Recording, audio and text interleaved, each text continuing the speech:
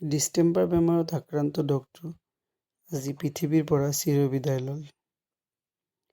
যোৱা ছানডেৰ পৰা আমি ইয়াৰ ট্ৰিটমেণ্টখিনি আৰম্ভ কৰিছিলোঁ। ছানডে আৰু মানডে ইয়াৰ প্ৰপাৰ ট্ৰিটমেণ্ট হৈছিলে। আজিও ট্ৰিটমেণ্ট হোৱাৰ কথা আছিলে।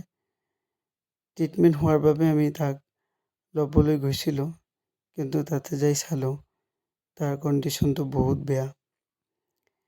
আমি থিয় হৈ থাকোঁতে তাই দপদপাই থাকিলে আৰু অলপ সময়তে তাৰ প্ৰাণখিনি গুচি গ'ল।